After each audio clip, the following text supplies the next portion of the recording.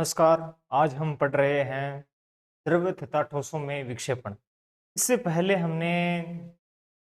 विक्षेपण के बारे में कुछ जानकारियां प्राप्त की थी। आज हमारा टॉपिक रहेगा वो माध्यम पर आधारित रहेगा। इसीलिए कहते हैं ना कि सफल होना है तो सफर जारी रख, बाहर निकल और तूफानों से यारी रख, मुश्किलें मिलेगी हर कदम पर, बस तू अपना सफर जारी रख। आज हमारा टॉपिक रह जाएगा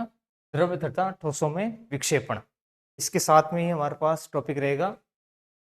माध्यम के आधार पर। ये टॉपिक रहेगा हमारे पास पूरा माध्यम के आधार पर।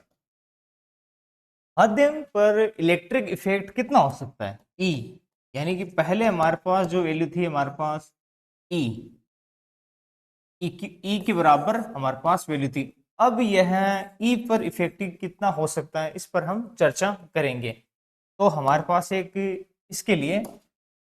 हम एक माध्यम बनाने के लिए एक गोलाकार स्थिति बनाते हैं। इसके अंदर सेंटर पॉइंट में हमारे पास पॉइंट रह जाएगा ये ओ,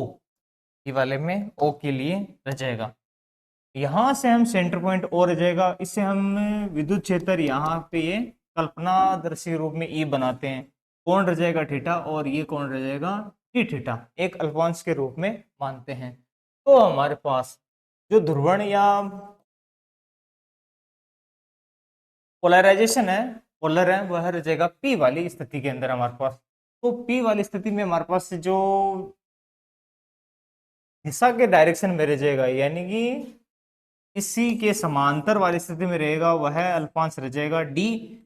कोस थीटा, यानी डी ए कोस थीटा। ए यहाँ पर हमारे पास एरिया रहेगा, यानी कि क्षेत्रफल। इसी के साथ में देखो हमारे पास क्षेत्रफल रहेगा। तो हम पहले स्थिति में निकालते हैं हमारे पास घनत्व, घनत्व यानी कि सिग्मा। यदि हमारे पास एक क्षेत्र यानी तार के रूप में होते हैं तो हम घनत्व मानते हैं लेमड़ा। यदि प्लेट के रूप में या तल के रूप में है तो सिग्मा, या फिर एक आयतन के रूप में मानते हैं तो हम मानते हैं रो। यह हमारे से स्थिति ये रहेगी। अब हमारे पास हम सिग्मा मान रहे हैं, तो सिग्मा के सापेक्ष में जो प्लेट है या फिर घनत्व कैसे रहेगा? पृष्ठीय घनत्व, या कह सकते हैं सरफेस डेंसिटी। सरफेस डेंसिटी के लिए हमारे पास है वैल्यू सिग्मा, जो वैल्यू हो जाएगी P D A cos theta. यह हमारे पास स्थिति रह जाएगी। और यह होता है हमारे पास डी क्यू अपॉन ए, क्षेत्रफल यानी पृष्ठीय क्षेत्रफल एरिया वाले में, वह है हमारे पास ए वाले रूप के अंदर। तो हमारे पास रह जाएगी क्यों बराबर P cos theta, P cos theta वाली स्थिति में रह जाएगा। ये रह जाएगा पी कोस थीटा। अब वाली पी कोस थीटा, ये हमारे पास कोई भी एक इक्वेशन मान सकते हैं। अब हम निकालते हैं हमारे पास कोण, या कह सकते हो डी क्यू। इसे निकालते हैं आवेश। ये स्थिति हमारे पास रह जाएगी आवेश, आवेश वाली स्थिति के लिए यह हमारे पास डी क्यू है, वह आवेश के रूप में रहेगा। डी क्यू बराबर वाली स्थिति में हमारे पास रह जाएगी यही वाली, यह सिग्मा गुणा टी एस, यानी क्षेत्रफल,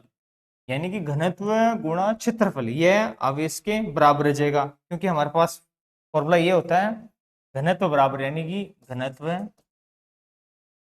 बराबर आवेश बटा क्षेत्रफल, ये हमारे पास फॉर्मूला रहेगा। घनत्व बराबर आवेश बटा क्षेत्रफल। तो हम इसी से इन घनत्व और क्षेत्रफल का गुणा कर देंगे तो हमारे पास फॉर्मूला ये रह जाएगा। अब इसमें ई क्यू, यानी क्यू आवेश बराबर है, तो आवेश के लिए सिग्मा बराबर है हमारे पास पी कोस थीटा, और रह जाएगा हमारे पास D S.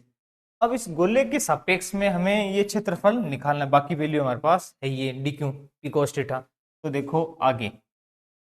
D Q D S निकालते हैं, यानी कि क्षेत्रफल वाले में गोले के क्षेत्रफल के सापेक्ष क्रम निकालते हैं, तो क्या ले जाएगा 2 पाई गुणा गोले का क्षेत्रफल गुणा गोले की मोटाई। यह है हमारे पास फॉर्मूला रह जाएगा क्षेत्रफल के लिए। वलय का क्षेत्रफल गुणा वलय की मोटाई। अब हमारे पास देखो वलय का क्षेत्रफल क्या था, ये वाले में देखो वलय का क्षेत्रफल पहले वाले में वलय का वलय का क्षेत्रफल है वो हमारे पास रह जाएगा ये वाला आर साइन थीटा, ये वाले में थीटा के रूप में रहेगा तो आर साइन थीटा, और मोटाई रूप में ये रह जाएगी ये वाले में मोटाई के रूप में R D theta, R D theta तो रह जाएगी मोटाई, और क्षेत्रफल यानी कि इसके सापेक्ष वलय का क्षेत्रफल रह जाएगा आर साइन थीटा, आर वाले रूप में आर साइन थीटा रूप में हमारे पास वैल्यू रह जाएगी। देखो ds बराबर 2 पाई, वलय का क्षेत्रफल तो रह जाएगा आर साइन थीटा, और वलय का मोटाई रह जाएगी आर डी थीटा के रूप में हमारे पास वैल्यू रह जाएगी आर डी थीटा ये वाले में। अब हम वापस इसी में आते हैं डी क्यू बराबर, डी क्यू बराबर जो हमारे पास वैल्यू थी वो थी पी कोस थीटा और डी एस, तो हम इस समीकरण से डी एस की वैल्यू यहाँ रखते हैं, तो वैल्यू रह जाएगी डी क्यू बराबर पी, यानी कांस्टेंट वैल्यू पहले लिखते हैं तो वैल्यू रह जाएगी हमारे पास 2 पाई, आर और आर क्या रह जाएगा आर स्क्वायर, पहले हम ये लिख देते हैं या पहले ये लिख दो साइन थीटा, अब ये कोस थीटा, इसमें साथ में एक और रह गया वो रह गया पी, पी भी आ गया 2 पाई भी आ गया आर आर भी आ गया साइन थीटा भी आ गया कोस थीटा भी आ गया, और डीएस की जगह वैल्यू रख रहे हैं तो हमारे पास ये रह गया डी थीटा। अब हम जो निकाल रहे हैं वह निकाल रहे हैं विद्युत क्षेत्र, यानी कि विद्युत क्षेत्र अल्फांश के रूप में वह है हमारे पास डी इफेक्टिव के लिए ई एफ वाले में, तो उसकी वैल्यू होती है हमारे पास 1/4 pi epsilon D Q upon R square, यह गोले के लिए रह जाएगा विद्युत क्षेत्र गोले के लिए T F 1/4 pi epsilon, या लिख सकते हैं K Q by R square, normal formula जो 12th क्लास तक पढ़ा जाता है के क्यू बाई आर स्क्वायर फॉर्मूले के अकॉर्डिंग रह जाएगा।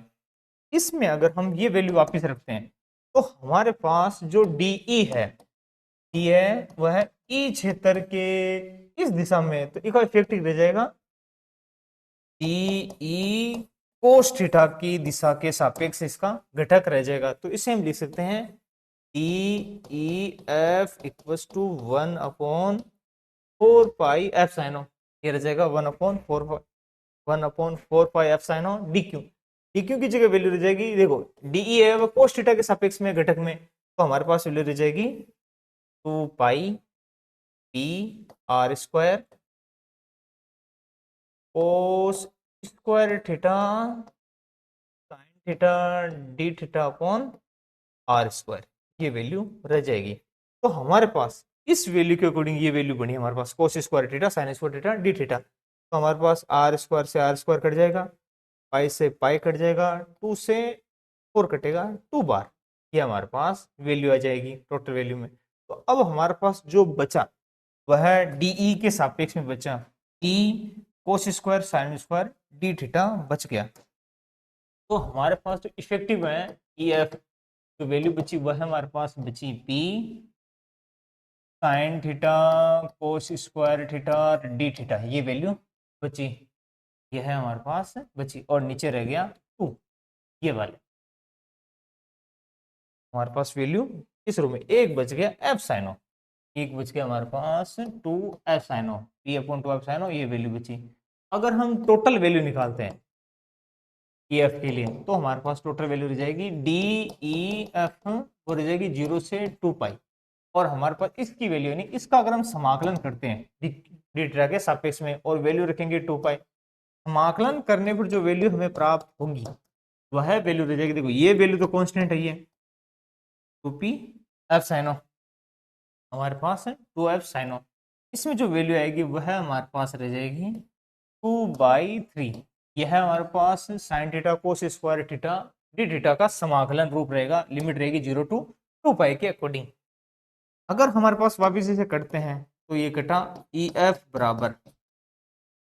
पी अपॉन 3f साइनो, ये वाले में ई एफ बराबर हमारे पास इफेक्टिव विद्युत क्षेत्र है वह कुछ इस प्रकार आएगा। इसके साथ में हम ये जानते हैं कि P की वैल्यू होती है एन ई आर। अब देखो आर हमारे पास दूरी रह जाएगी, ई इलेक्ट्रॉन का आवेश, और एन संख्या या अवगाद्रो संख्या का मान रह जाएगा। तो हमारे पास पी की वैल्यू ये भी लिख सकते हैं, ई एफ बराबर N E R by 3f sine O. अब हम ये जानते हैं कि विद्युत क्षेत्र यानी कि जो ई है उसकी टोटल वैल्यू होती है, ई टोटल के लिए ई नॉट यानी जीरो द्रव्यमान या कह सकते हैं साम्य अवस्था के लिए, प्लस ई एफ ये वाली वैल्यू के बराबर हो जाएगी। अब हम जो टोटल वैल्यू निकालते हैं, ई वेक्टर बराबर साम्य अवस्था के लिए ई नोट का E naught plus E F की वैल्यू रह जाएगी N E R upon 3f sine O, 3f sine O, ये वैल्यू रह जाएगी हमारे पास इसके बराबर। किसके लिए? इफेक्टिव क्या कह सकते हो, विद्युत क्षेत्र यानी कि इफेक्टिव को हम लिख सकते हैं ई इफेक्टिव के लिए प्रभावी विद्युत क्षेत्र ई एफ। तो हम टोटल वैल्यू इसको ई डबल एफ के रूप में लिख सकते हैं, और ये हमारे पास नोट के रूप में रह जाएगा। तो हमारे पास टोटल वैल्यू बची E naught plus N E R 3f sine O, total value रह जाएगी। अब हम विक्षेपण सूत्र के आधार पर अगर हम माने तो विक्षेपण सूत्र के फॉर्मूले के अनुसार हमारे पास जो वैल्यू रह जाएगी, जैसे प्रत्यानयन बल रिस्टोरिंग फोर्स, प्रत्यानयन बल है वह रह जाएगा रिस्टोरिंग फोर्स, वो होता है माइनस का के आर। अवमंदक बल जिसको बोलते हैं डैम्पिंग फोर्स, डैम्पिंग फोर्स होता है हमारे पास पी माइनस का B T R by T T, यह हमारे पास होता है डैम्पिंग फोर्स, डैम्पिंग फोर्स। और इफेक्टिव के लिए इफेक्टिव फोर्स है वो हमारे पास ई बी थाई जो वाले में E naught plus N E R upon 3f sine O, जो हमने अभी भी निकाला है। तो टोटल वैल्यू रह जाएगी। इसको अगर टोटल बल के सापेक्ष लिखा जाए तो बल बराबर टोटल वैल्यू ये आ जाएंगी माइनस का के आर माइनस का B D R by D T, और एक रह जाएगा प्लस में ई, ये नोट में लिखो या हमारे पास ई एक ही है तो ई या रह सकते हो, टोटल लिख सकते हो ई इफेक्टिव, ई इफेक्टिव ये हमारे पास रह जाएगा टोटल वैल्यू के अकॉर्डिंग। अगर हम इसे इसी के रूप में लिखे आर के रूप में तो ये रह जाएंगे हमारे पास ए बराबर एम ए होता है त्वरण जिसको हम ले सकते हैं T square upon D T square, और जो दूरी थी वो हमारे पास आर वेक्टर के बराबर है, तो ये वाली बराबर ये माइनस का के आर माइनस का B D R by D T, एक रह जाएगा ये वाले में, इससे हम लिख सकते हैं ये वाला E naught plus N E R 3f sine naught, ये वाली वैल्यू रह जाएगी इसमें सापेक्ष, ये रही। अगर हम इसमें इसी रूप में बनाए यानी अवकलन रूप में बनाए तो m का लगाना पड़ेगा भाग, m का समय भाग लगाएंगे हम इसी समीकरण में, तो हमारे पास जो इक्वेशन ये बनेगी ये वाली रूप में हमारे पास इक्वेशन इस प्रकार बन जाएगी 1 के सापेक्ष वाले। और हमारे पास इलेक्ट्रॉन के आवेश को रूप में अगर बाहर निकालें तो ये इफेक्टिव वाले में ये रह जाएगा E E upon M N E R upon F sine O, ये जी टी जिससे में रह जाएगा। आगे इसमें अगर हम समीकरण बनेगा तो समीकरण बन जाएगा T square R upon T T square, ये अपॉन एम ये होता है आवर्ती जो होता है माइनस का omega naught square upon R, ये है बराबर में, ये फिलहाल माइनस का है लेकिन बराबर में। ये बी अपॉन है वो होता है माइनस का गामा, और बाकी वैल्यू रह जाएगा हमारे पास T R by T T plus, इसमें हमारे पास अगर हम इससे कॉमन लिया जाए हमारे पास m है ये, इसके अकॉर्डिंग इसमें r है और इसमें r है, हम इससे और इससे कॉमन ले सकते हैं, बाकी वैल्यू को यहीं छोड़ देते हैं। तो हम पहले इसको लिखते हैं माइनस का एन ई आर कॉन 3f साइन ऑफ, और m का हमने लगाया था भाग, और बाकी वैल्यू जो बची थी वो बराबर बराबर बराबर इसी में पहले बराबर था एच टी जैसे कैसे, ये माइनस था माइनस है ये बराबर, ये माइनस का चिन्ह, ये माइनस का चिन्ह, यहाँ पे ये प्लस में था, बस इन दोनों को अलग अलग लिख रहे हैं टोटल वैल्यू में भाग लगा के। अगर हमारे पास इस इक्वेशन को इस रूप में लिखा जाए तो हमारे पास टोटल इक्वेशन है उसको इस प्रकार लिख सकते हैं, T square R upon D T square, पहला पद आ गया, इस पद को पहले लिख देते हैं या इनको लिख देते हैं, टी आर स्क्वायर इक्वल रह जाएगा जीटीज में। अब हम इन दो पदों की बात करते हैं, तो पहले पद ये लिख देते हैं, बाद में ये पद लिख देते हैं, तो इनको इस वाले में ये आ जाएगा फिर माइनस में, क्योंकि ये बराबर के इस साइड में आएगा तो ये प्लस का रह जाएगा, एक रह जाएगा प्लस में ओमेगा नोट का स्क्वायर, ये जाएगा बराबर के उस तरफ, तो ये तो हो गया प्लस में, ये हो जाएगा माइनस में, तो ये माइनस का एन ई अपॉन 3 साइनो, एक रह गया हमारे पास एम रह गया बाकी, तो ये रह जाएगा 3 साइनो एम, इसके भी गुणा में आ रहा है, इसके भी आ रहा है, तो ये रह जाएगा आर वेक्टर वाले में। अब बचा ये वाले में रह जाएगा, तो हमारे पास बचा माइनस का, ये बचा माइनस का गामा, और रह जाएगा D R by D T, H G T जैसा वैसा। अब ये बराबर की साइड में गया तो ये हो गया प्लस में, ये आ गया प्लस में, ये इन्हीं के साथ में रह जाएगा, इसके साथ में देखो आगे और बच गया ये वाले में, तो हमारा अगर हम ओमेगा नोट ये वाले में लिखते हैं तो ये वैल्यू रह जाएगी हमारे पास ई ई वेक्टर के रूप में हमारे पास, तो ये लास्ट में जो बचा है वो बराबर की साइड में आ जाएगा ई ई अपॉन एम वाली स्थिति के लिए, ये हमारे पास टोटल इक्वेशन ये बन जाएगी। इसमें हमें टोटल वैल्यू में ये चाहिए आर की वैल्यू, अब आर के लिए आर की वैल्यू है वो हमारे पास एक इक्वेशन के लिए निकालते हैं जिसमें आर बराबर होता है पी नॉट ई की power minus iota omega T, ये है हमारे पास आर की वैल्यू होती है, जिसमें हमें इसमें अगर हम बी नोट की वैल्यू निकाल लेते हैं, अगर बी नोट की वैल्यू निकाल देते हैं तो हमारे पास आर वेक्टर की वैल्यू वापस से मिल जाएगी, क्योंकि हमारे पास बी नोट की वैल्यू नहीं है, तो हमारे पास जो इक्वेशन है वो कुछ इस प्रकार बनी हुई है, इसके लिए T square R upon D T square plus omega naught का स्क्वायर माइनस एन ई, दोनों वाले में N E R upon 3m epsilon, यहाँ पे ये रह जाएगा आर वाले में, आगे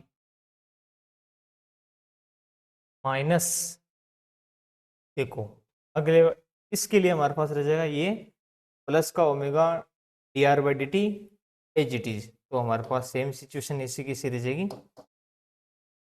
ये रह जाएगा प्लस का gamma D R by D T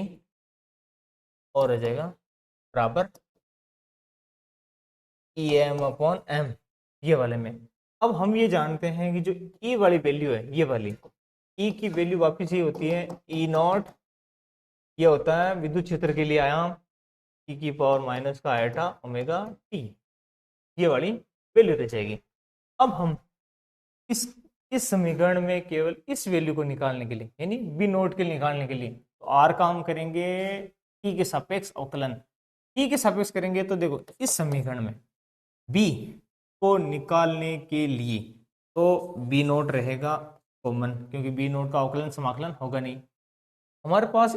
इसमें केवल ई की पावर आयोटा ओमेगा टी है, इसका अवकलन होगा, इसका अवकलन होगा, तो आर का अवकलन होगा, मतलब इसका अवकलन होगा, तो इसमें देखो क्या रह जाएगा, तो आर अवकलन होगा तो क्या रह जाएगा, ये वाले में केवल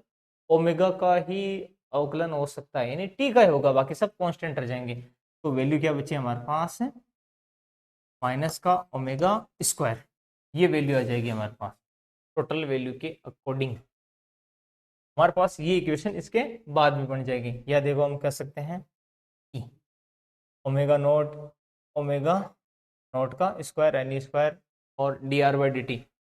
इस समीकरण में देखो हमारे पास जो आर की वैल्यू यहाँ वाले में है, तो इसका मतलब टोटल वैल्यू सेम रह जाएगी, तो रह जाएगी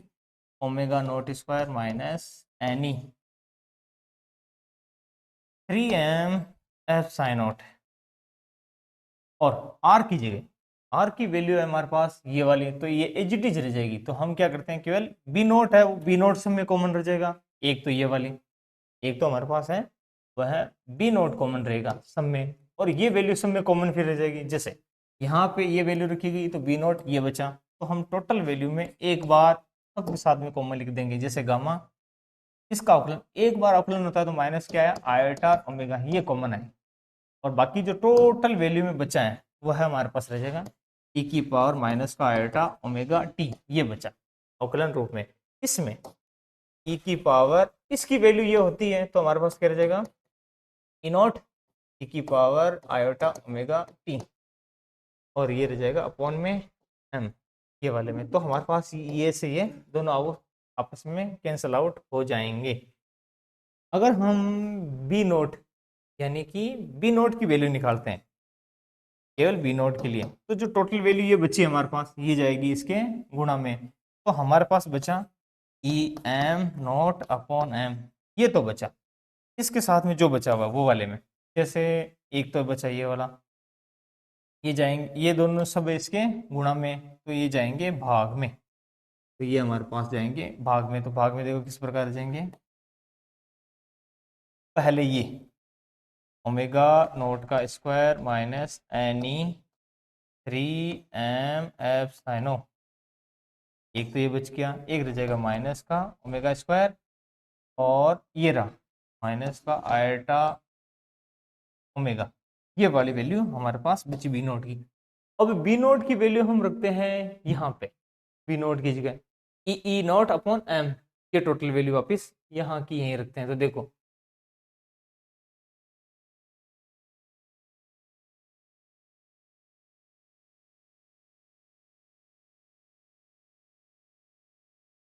अब हमारे पास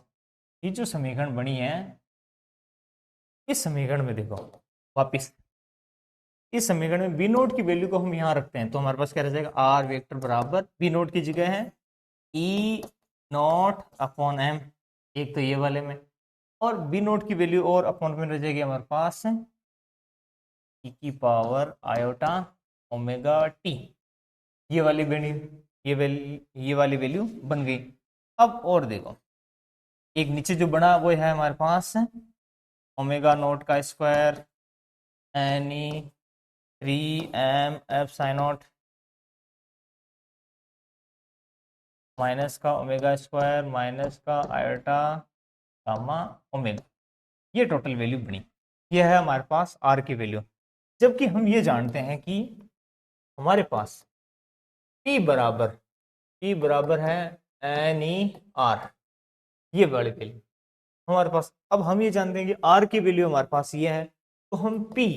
एफ के रूप में लिखते हैं, क्योंकि ये हमारे पास ध्रुवण है। टोटल ध्रुवण बाद में निकालेंगे, पोलराइजेशन। तो हमारे पास ये वैल्यू रह जाएगी एन ई स्क्वायर ई की पावर आयोटा ओमेगा टी, और टोटल वैल्यू बाहर अपॉन में रह जाएगी ई अपॉन एम, बाकी value same omega naught square N E 3m epsilon naught minus omega square minus iota gamma omega, ये total value बनी। यह हमारे पास आया था ध्रुवण यानी पी की वाले में। तो हमारे पास देखो आगे ध्रुवण की वाली स्थिति में हमारे पास टोटल जो ध्रुवण रहेगा वह पी ध्रुवण है, इसके अंदर जो आवर्ती है यानी एन का मान है वह रह जाएगा एन एफ आर, इस वाली यहाँ पे एन है वो अवग्रह संख्या का मान रह जाएगा, यानी फ्रीक्वेंसी, यानी कि यह कह सकते हैं आवर्ती के रूप में हमारे पास जो बनेगी स्थिति बढ़ जाएगी। अगर हम सबका समीशन करेंगे तो हमारे पास जो पी एफ थी उनका योग रह जाएगा। अब जो पी एफ है वो हमारे पास जो वैल्यू है वो कुछ इस प्रकार है, N E square E naught upon M, ये वाले में। और n की जगह जो वैल्यू है वो है एन एफ समेशन एफ, ये वैल्यू हमारे पास है, ये हमारे पास वैल्यू है। और इसकी जो अपॉन में रह जाएगी वो है वैल्यू है हमारे पास है omega naught square minus N E 3m epsilon naught, और रह जाएगा हमारे पास ओमेगा स्क्वायर और आयोटा गामा ओमेगा, ये टोटल वैल्यू रह जाएगी। ये है हमारे पास ध्रुवण के सापेक्ष यानी P। अब हम अगर ध्रुवण के अंदर E का भाग लगा दें और F साइनों का भाग लगा दें, यानी इस P के अंदर अगर हम E नॉट और F साइनों का भाग लगा दें तो यह वैल्यू रह जाएगी काई के बराबर, यानी विद्युतशीलता काई के बराबर यह हमारे पास वैल्यू रह जाएगी। अगर हम इस समीकरण में भाग लगाएं तो हमारे पास जो स्थिति बनेगी उसको हम लिख सकते हैं काई बराबर ई की वैल्यू एच डी दे जाएगी N E square E vector, तो हमारे पास E naught epsilon of और अपॉन में है एम, ये वाले में ये वैल्यू एच डी सेम लिखी हुई है और हम इसका लगा रहे हैं भाग वाली स्थिति में, तो ये वैल्यू बन जाएगी हमारे पास कुछ इस प्रकार F R equals to omega naught square N E 3m epsilon minus omega square iota gamma omega, ये टोटल वैल्यू बनी है हमारे पास। इसमें ई नोट से ई नोट कट जाएगा, ये वाले में एफ साइन नोट तो है ही है, और एम वाली जो टोटल वैल्यू है वो सेम रह जाएगी एन ई स्क्वायर अपॉन, जैसे एन एफ वाली में N E square upon M. अब हम ये जानते हैं कि पाई वाले में यानी कि विद्युतशीलता, किसी माध्यम के लिए विद्युतशीलता है वह होती है 1 प्लस काई। अगर हम काई की जगह वैल्यू निकालते हैं यानी काई वाली, तो वैल्यू आती है एफ साइन आर माइनस 1। तो हम अगर इसकी जगह वैल्यू निकालते हैं यानी काई की जगह, तो हमारे पास इसमें से एक जोड़ना पड़ेगा एक, या फिर एक जोड़ना पड़ेगा इसमें। इसमें अगर हम एक जोड़ेंगे तो हमारे पास जो टोटल वैल्यू है इसके बराबर में आ जाएगी। अगर हम इसमें ये स्थिति बना देते हैं तो अगर हम ये जोड़ देंगे, इसके अंदर एक जोड़ देंगे तो हमारे पास टोटल वैल्यू इसके बराबर रह जाएगी। तो हम क्लासियन मेसोटी समीकरण बनाने के लिए एक समीकरण हम ऐसी बना सकते हैं जिसके अंदर हम काई में से इन दोनों में से एक एक जोड़ेंगे, तो हमारे पास टोटल वैल्यू क्या हो जाएगी, ये वाली जोड़ने पर, इसमें एक जोड़ने पर ये वाली स्थिति बन जाएगी। तो देखो अगर हम एफ साइनो आर के रूप में लिखते हैं यानी माइनस वाले में एफ साइनो आर के रूप में यानी एक घटाते हैं, तो हमारे पास क्या रह जाएगी 1 plus N E square upon epsilon, हमारे पास वैल्यू जाएगी N E square epsilon M, epsilon M यह कह सकते हो एम एफ साइनो, ये वैल्यू रह जाएगी। और जो समीशन में बना हुआ है वो रह जाएगा एफ साइनो आर, एक रह जाएगा हमारे पास ओमेगा स्क्वायर, ये वाले में सेम आगे वैल्यू रह जाएगी हमारे पास omega naught square minus N E 3m epsilon 3m epsilon, और रह जाएगी माइनस का omega square minus eta gamma omega. यह है टोटल वैल्यू हमारे पास कुछ इस प्रकार रह जाएगी ये वाली स्थिति में। चलो कोई आगे वाली स्थिति के बनाने के लिए हमारे पास जो स्थिति रह जाएगी एन ये वाले में, तो आगे वाली स्थिति बनाने के लिए ये है स्थिति यह वाले में, यह है इसके भाग में, तो हम टोटल वैल्यू बनाने के लिए यानी कि एक दोनों में इसमें घटाया जाएगा या जोड़ा जाएगा उसके अकॉर्डिंग देखते हैं। पहले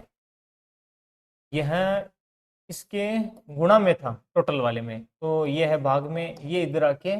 गुणा होगा इस साइड में, तो ये टोटल वैल्यू रह जाएगी हमारे पास F sine R minus 1 total वाले में। तो इसके साथ में रह जाएंगे हमारे पास ये समीशन में ओमेगा नॉट स्क्वायर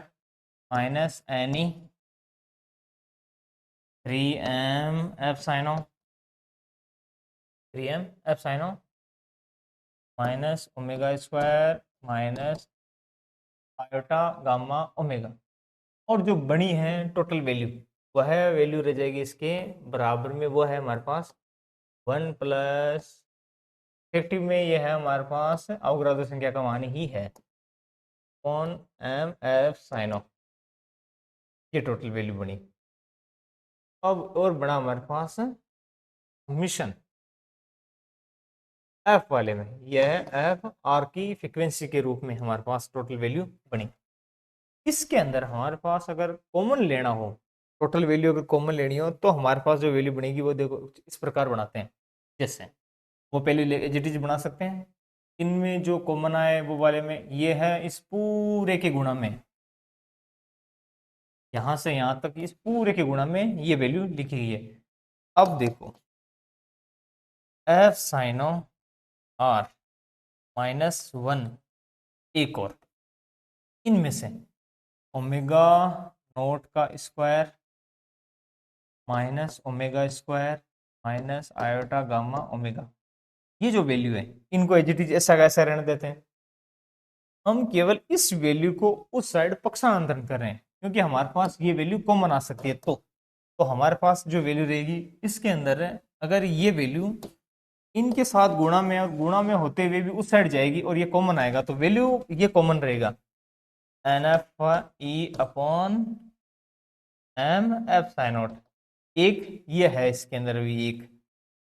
एक वाली स्थिति में है हमारे पास एक, तो हमारे पास एक तो ये रह गया और यहां से ये उधर जाएगा तो रहेंगे हमारे पास यहाँ पर ये वाले में कॉमन वाली स्थिति में ये कॉमन आया है हमारे पास, तो वैल्यू जो रहेगी वह हमारे पास कुछ इस प्रकार रह जाएगी एफ साइनो एक बचेगा 1/3 वाले में और एक बचेगा एफ साइनो आर माइनस 1, एक तो ये रह गया और एक यहाँ वाले में बचेगा प्लस 1/3 वाले में एक ये बन सकता है ये वाले में, और टोटल वैल्यू है वो है एफ आर, वो रह जाएगी एज इट इज।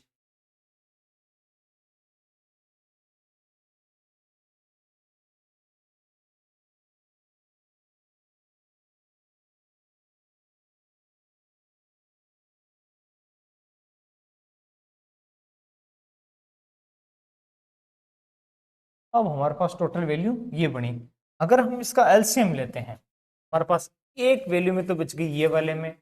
और ये इसके साथ में गुणा में रहेगा। बड़ा करने के लिए हम एक स्थिति एक लाइन और बना सकते हैं, इसके अलावा हम ये स्थिति बना सकते हैं। जैसे एक हमारे पास जो रहेगा इसके अंदर वो रह जाएगा एफ साइन आर माइनस 1, एक रह जाएगा omega naught square minus iota gamma omega, ये वाला बन गया। इस साइड में हमारे पास जो टोटल वैल्यू है ये थी माइनस में, इस साइड आएंगे तो ये रह जाएंगे प्लस में, तो हमारे पास रह जाएगी एफ साइन आर माइनस 1 और रह जाएंगे ये इनके साथ में प्लस का N F E upon 3m epsilon, एक ये बन गया। इनके अंदर जो स्थिति है वो कॉमन आएगी ये वाली, एक स्थिति केवल ये कॉमन आ सकती है। तो हमारे पास एन ई और एम एफ साइनो पूरा कॉमन आएगा, सिर्फ 3 में रह जाएगा। तो हम इसको इस प्रकार बना सकते हैं वापस कि एन एफ ई कौन एम एफ साइनो, ये तो कॉमन रह जाएगा, जो वहां पे आया था वो था साइन आर माइनस 1, एक रह जाएगा हमारे पास प्लस का यहाँ वाले में 1/3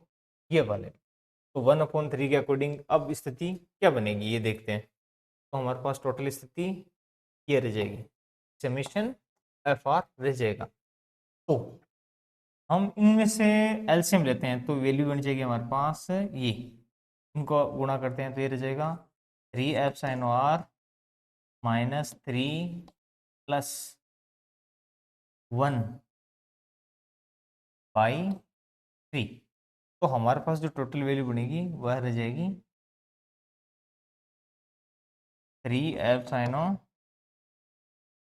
एलसीएम लेंगे तो ये स्थिति रह जाएगी हमारे पास -2/3। तो हमारे पास जो टोटल स्थिति है वह है कुछ इस प्रकार रह जाएगी। हम एट द रेट हमारे पास जो स्थिति रह जाएगी वह रह जाएगी NFE/M/F साइनो, जो बना था वो था 3f साइनो -2। यह है इसके गुणा में, ये आएगा इस साइड भाग में, तो हमारे पास रह जाएगी f साइनो r -1 f साइनो r -2। और इसमें जो रह गया बराबर NE/MF साइनो, एक तो ये रह जाएगी, ये था यहाँ पे, और एक था FR, और यहाँ पे ये था गुणा में, वापस जाता भाग में, तो रह जाएगा F naught square minus iota gamma gamma, ये वाली टोटल वैल्यू रह जाएगी। इसके अंदर f sine R -1 f sine R -2 ये वाली टोटल वैल्यू जो थी, इसमें अगर इन वैल्यूओं को m f साइनो e और n, ये अवग्रह संख्या का मान है, यदि इन वैल्यू को कांस्टेंट माना जाए तो हमारे पास